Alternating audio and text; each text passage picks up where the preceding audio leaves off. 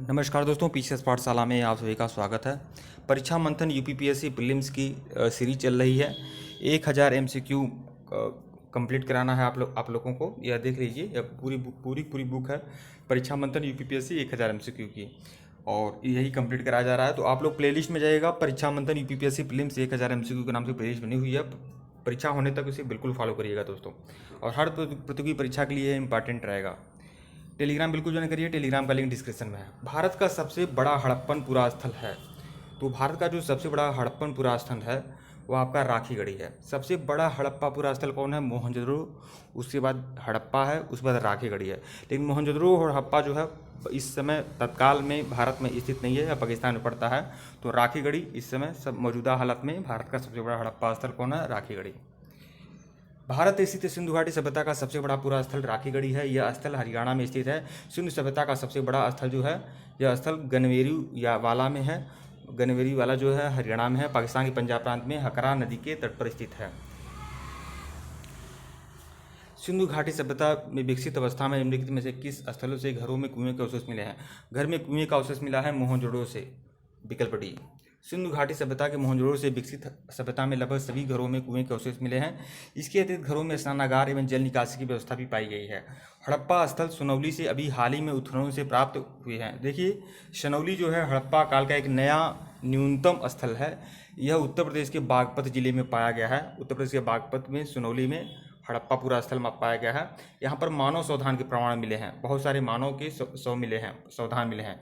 सनौली उत्तर प्रदेश के बागपत जिले में स्थित है। यहाँ के उत्खनन से क्रमबद्ध रूप से 125 मानव सावधान प्राप्त हुए हैं। यह बहुत ही आश्चर्य की बात है। यहाँ मृतकों का सिर उत्तर और पैर दक्षिण में रखकर दफनाया गया है। मृतकों के साथ अंत्येष्टि सामग्री के रूप में आभूषण एवं अन्य वस्तुएं रखी गई हैं। देखिए, एक करंट अफेयर का प्रश्न है, यह करंट अफेयर का प्रश्न है, अभी हाल ही में यह हुआ है। इसे ध्यान में रखिएगा आप लोग, हो सकता है यह प्रश्न आ सकता है। उत्तर प्रदेश के बागपत में सनौली में है स्थित। निम्नलिखित में से कौन सी सभ्यता नील नदी के तट पर स्थित है? तो मिस्र की सभ्यता नील नदी के तट पर स्थित है। जो इम्पॉर्टेंट है वो मैं बता दे रहा हूँ, क्योंकि बहुत सारी स्थल सिंधु घाटी के खोजे गए हैं, लेकिन यह एकदम न्यूनतम स्थल है। अभी हाल ही में इसी साल की बात है, तो ध्यान रखिएगा आप लोग। सिंधु घाटी सभ्यता जानी जाती है तो किस लिए जानी जाती है? अपने नगर नियोजन के लिए, मोहनजोदड़ो और हड़प्पा के लिए, अपने कृषि संबंधी कार्य के लिए, अपने उद्योगों के लिए। तो किसके लिए जानी जाती है? तो उपयुक्त सभी होगा, सब कुछ है। उद्योग भी थे, आप जानते हैं सिंधु घाटी सभ्यता में मनका बनाने का कारखाना भी था। तो यह सिंधु सभ्यता की मुख्य विशेषता उसका नगर नियोजन था। यहाँ से बड़ी संख्या में नगर पाए गए हैं जो बहुत ही व्यवस्थित ढंग से बसाए गए थे, मोहनजोदड़ो और हड़प्पा इस सभ्यता के प्रमुख नगर हैं। कालीबंगा से हल से जुते हुए खेत एवं एक ही खेत में 2 फसल उगाने का प्रमाण भी मिला है। इस सभ्यता में उद्योगों का भी विकास हुआ है। मोहनजोदड़ो में कपड़े का साक्ष्य मिला हुआ है। लोथल और चंदूरों से गुड़िया बनाने का कारखाना भी मिला है। सिंधु घाटी सभ्यता को खोज निकालने में जिन 2 भारतीयों का नाम जुड़ा है? तो सिंधु घाटी सभ्यता की खोज निकालने में कौन है? राखलदास बनर्जी और दयाराम साहनी, विकल्प ए जो है सही है आपका। तो देखिए, सिंधु घाटी सभ्यता की खोज निकालने में दयाराम साहनी और राखलदास बनर्जी जैसे भारतीय विद्वानों का नाम महत्वपूर्ण है। दयाराम साहनी ने 1921 में हड़प्पा नामक स्थल की खोज की थी, और राखलदास बनर्जी ने 1922 में मोहनजोदड़ो की खोज किया था। यहाँ पर आपको मिलान करना है। तो देखिए, पुरातात्विक स्थल है मतलब कि लोथल, तो लोथल से क्या मिला है? लोथल से आपका बंदरगाह मिला है, बंदरगाह को गोदीवाड़ा कहते हैं। कालीबंगा से जुता हुआ खेत मिला हुआ है। धौलावीरा से क्या मिला है? हड़प्पन लिपि के 10 आकार के चिन्हों वाला शिलालेख मिला हुआ है। बनवावली से क्या मिला है? पक्की मिट्टी की बनी हुई हल्की प्रतिकृति मिली है। और यह कालीबंगा से क्या मिला हुआ है? जुता हुआ खेत मिला है। ये आप लोग पूरा का पूरा पढ़ सकते हैं, वही बातें बताई गई हैं इसमें। निम्नलिखित पशुओं में से किस एक का हड़प्पा संस्कृति में पाई गई मोहरों और टेराकोटा कलाकृतियों में निरूपण नहीं हुआ है? तो देखिए, हाथी का उल्लेख है, हाथी का मुद्रण किया गया है, गैंडा का भी है, बाघ का भी है, लेकिन मोहरों में गाय का उल्लेख नहीं है, गाय नहीं है। हड़प्पा स्थलों से प्राप्त मोहरों और टेराकोटा कलाकृतियों में गाय का निरूपण नहीं हुआ है, जबकि हाथी, गैंडा, बाघ और का निरूपण हुआ है। हड़प्पाई मुद्रा में सबसे ज़्यादा चित्रण एक श्रृंगी पशु का है, जबकि सबसे ज़्यादा मूर्तियाँ जो मृण मूर्तियाँ मतलब मिट्टी की मूर्तियाँ प्राप्त हुई हैं, बैल की प्राप्त हुई हैं। रंगपुर, जहाँ हड़प्पा की समकालीन सभ्यताएं थी, वह कहाँ स्थित है? सौराष्ट्र में स्थित है, विकल्प सी। रंगपुर गुजरात के सौराष्ट्र क्षेत्र में स्थित है। यहाँ से पूर्व सिंधो सभ्यता, सिंधो संस्कृति और उत्तर सिंधो संस्कृति के साक्ष्य मिले हैं। यहाँ से चावल एवं बाजरे का भी साक्ष्य मिला हुआ है। सिंधु घाटी सभ्यता का पत्तन नगर क्या है? तो सिंधु सभ्यता का पत्तन नगर मतलब बंदरगाह नगर। तो बंदरगाह नगर आपको पता ही है, लोथल है बंदरगाह नगर।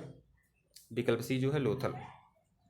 इसका कुछ व्याख्या देखिए, गुजरात के खंभात की खाड़ी में स्थित लोथल से गोदीवाड़ा का साथ मिला हुआ है। यहाँ से बटन जैसी एक गोल मुद्रा प्राप्त हुई है जो बहरीन में लोकप्रिय थी। इस मुद्रा से स्पष्ट होता है लोथल एक पत्तन नगर था। यहाँ से अनेक ब्राह्य संस्कृतियों के साथ व्यापार भी होता था। इसे सबसे प्राचीन बंदरगाह माना जाता है। निम्नलिखित में से सही कालक्रम क्या है? तो देखिए, सबसे पहले नगर संस्कृति थी सिंधु घाटी सभ्यता की।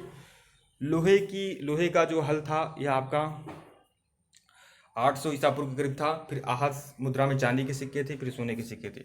इस तरह से आप क्रम से लगा सकते हैं। यहाँ पर आप लोग देख सकते हैं पूरी बातें वही बताई गई हैं कि यहाँ पर देखिए, सिंधु घाटी सभ्यता के अंतर्गत सर्वप्रथम नगरीय संस्कृति का विकास हुआ था, इसलिए इसे प्रथम नगरीय क्रांति भी कहते हैं। देखिए, यहाँ पर प्रथम नगरीय क्रांति की बात आ गई है तो प्रथम नगरीय क्रांति कहते हैं सिंधु घाटी सभ्यता को, ध्यान रखिएगा। द्वितीय नगरीय क्रांति कहते हैं महाजनपद काल को, और तृतीय नगरीय क्रांति कहते हैं सल्तनत काल को। तो यह ध्यान रखिएगा। 6वीं शताब्दी ईसा पूर्व में सर्वप्रथम लोहे के हल का प्रमाण मिला है। उसके बाद आहत मुद्रा के रूप में चांदी के सिक्के प्रचलित हुए हैं। इसके साथ ही 5वीं सदी में मौर्योत्तर काल में, मतलब मौर्यों के बाद, यूनानी शासकों ने सोने के सिक्के भी जारी किए थे। मोहनजोदड़ो और हड़प्पा की खुदाई के प्रभारी कौन थे? तो राखल दास बनर्जी थे। लेकिन राखल दास बनर्जी और जो थे क्या बोलते हैं, सर जॉन मार्शल के नेतृत्व में थे, तो इसलिए सर जॉन मार्शल होगा। हड़प्पा की खोज 1921 में दयाराम साहनी और मोहनजोदड़ो की खोज 1922 में राखल दास बनर्जी ने की थी। इस समय भारतीय पुरातत्व सर्वेक्षण विभाग के जो महानिदेशक थे सर जॉन मार्शल थे। अतः इन दोनों स्थलों के खुदाई के प्रभारी भी यही थे। सिंधु घाटी सभ्यता संबंधित थे तो यह आद्य ऐतिहासिक युग से संबंधित थे। आद्य ऐतिहासिक युग से, आद्य ऐतिहासिक युग का मतलब आप जानते हैं जहाँ उपयुक्त साक्ष्य भी हैं लेकिन उसके बावजूद भी उसके लेख पढ़े नहीं जा सकते हैं, उसे आद्य ऐतिहासिक काल माना जाता है। सिंधु घाटी सभ्यता को आद्य ऐतिहासिक काल माना जाता है, जिसका साक्ष्य तो है, बहुत सारे लिखित सामग्री हैं, लेकिन उसका साक्ष्य पढ़ा नहीं जा सका है। सिंधु सभ्यता का संबंध आद्य ऐतिहासिक युग से है। आद्य ऐतिहासिक युग का तात्पर्य उस काल से है जब मानव किसी न किसी प्रकार की लिपि से परिचित था, लेकिन वह लिपि आज तक नहीं पढ़ी जा सकी है। सिंधु सभ्यता एवं वैदिक सभ्यता इसी युग के अंतर्गत आते थे। अगर आपको लग रहा है कि मैं बहुत जल्दी स्पीड में बोलता जा रहा हूं, तो हमारी स्पीड को घटा और बढ़ा सकते हैं। ऐसी सुविधा यूट्यूब पर उपलब्ध है। आप लोग ऊपर जाइएगा, 3 डॉट लगे हुए हैं, वहां पे क्लिक करिएगा, स्पीड को घटा बढ़ा लीजिएगा अपनी इच्छा अनुसार। हड़प्पा संस्कृति की जानकारी का मुख्य स्रोत क्या है? तो पुरातात्विक खुदाइयाँ ही हड़प्पा संस्कृति की जानकारी के मुख्य स्रोत हैं। हड़प्पा सभ्यता से प्राप्त लेख अभी तक पढ़े नहीं जा सके हैं, अतः इस सभ्यता की जानकारी का स्रोत जो है पुरातात्विक खुदाई है। सिंधु घाटी के निवासियों की सभ्यता को जानने का मुख्य स्रोत है, क्या है मुख्य स्रोत? तो यह देख लीजिए, बर्तन, जेवर, हथियार और औजार जो थे मुख्य स्रोत थे सिंधु घाटी सभ्यता के निवासियों को जानने का स्रोत। सिंधु सभ्यता का स्थलों की खुदाई के परिणामस्वरूप वहाँ से प्राप्त पुरावशेष जैसे बर्तन, जेवर, हथियार और औजार से सिंधु सभ्यता के बारे में जानकारी मिलती है। सिंधु सभ्यता किसी स्थल से मंदिर के अवशेष नहीं मिलते हैं, न ही सैंधव लिपि पढ़ी गई है, अतः मोहरों से सभ्यता के बारे में अधिक जानकारी नहीं मिलती है। कौन सुमलित नहीं, ये बताना है। तो आलमगीरपुर जो है उत्तर प्रदेश में है, बिल्कुल है। लोथल गुजरात में है। कालीबंगा जो आपका राजस्थान में है, ये आपका सुमलित नहीं है, यहाँ हरियाणा लिख दिया है। रोपड़ जो है पंजाब में सुमलित है। तो कौन सुमलित नहीं है? तो विकल्प सी जो है आपका सुमलित नहीं है। कालीबंगा राजस्थान में घग्गर नदी के तट पर स्थित है। 1953 में अमलान घोष ने इसकी खोज की थी। 1961 में ब्रजवासी लाल बीके थापर ने इसकी खोज किया था। 2 बार इसकी खोज किया गया है। और यहाँ पर कालीबंगा के बारे में बात आप जान रहे हैं। यहाँ प्राक सैंधव संस्कृति के प्रमाण मिले हैं।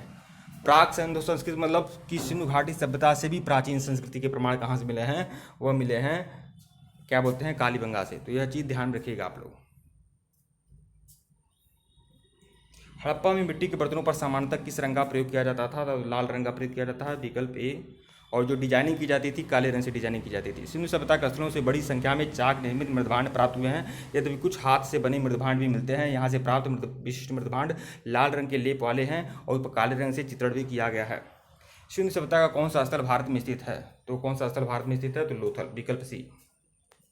लोथल गुजरात प्रांत में खंभात की खाड़ी में भोगवा नदी के तट पर स्थित है, जबकि हड़प्पा पाकिस्तान के पंजाब प्रांत में रावी नदी के तट पर स्थित है। मोहनजोदड़ो पाकिस्तान के सिंध प्रांत में सिंधु नदी के तट पर स्थित है। संस्कारों की संख्या क्या है? तो 16 संस्कार हैं, कुल मिलाकर 16 संस्कार हैं, जानते हैं। निम्नलिखित वैदिक साहित्य का सही क्रम क्या है? सबसे पहले वैदिक संगीता आती है, फिर ब्राह्मण आता है, फिर आर्यक आता है, फिर उपनिषद आता है। इस तरह से आप लोग यह क्रम से लगाने के लिए कई बार आता है, याद रखिए। वैदिक संगीता में जैसे जो भी वेद हैं, चारों वेद हैं, वो आ जाएंगे। तो वैदिक संगीता, ब्राह्मण, आर्यक, उपनिषद ऐसे याद कर लीजिएगा। यह आता है कभी कभी क्रम से लगाने के लिए। तो वैदिक साहित्य के अंतर्गत सर्वप्रथम वैदिक संहिता के अंतर्गत वेद रचे गए। वेदों को अपौरुषेय कहा गया। अपौरुषेय मतलब जिसकी रचना पुरुष ने नहीं, देवताओं ने की है। वेदों के बाद ब्राह्मण रचे गए। उसके बाद कर्मकांडों का विशद वर्णन है। इसके बाद आर्डक रचे गए, इसमें आध्यात्मिक बातों का वर्णन है। और सबसे अंत में उपनिषद रचे गए, और उपनिषदों को ही वेदांत कहा गया है। ध्यान रखिएगा, उपनिषदों को ही वेदांत कहा गया है, तो कन्फ्यूजन मत पालिएगा आप लोग। ठीक है दोस्तों, वीडियो को लाइक और चैनल को सब्सक्राइब करेगा। टेलीग्राम को बिल्कुल ज्वाइन करेगा। इसके पहले का वीडियो नहीं देखे हैं तो प्लेलिस्ट में जाइएगा। परीक्षा मंत्र यूपीपीएससी फिल्म्स 1000 MCQ के नाम से प्लेलिस्ट बनी हुई है, जाइए प्लेलिस्ट को फॉलो करिए और परीक्षा होने तक फॉलो करिएगा। और अगले वीडियो में हम लोग फिर से देखेंगे। ठीक है दोस्तों, धन्यवाद आप लोग को। और वीडियो को लाइक, इसको शेयर जरूर करिएगा। धन्यवाद।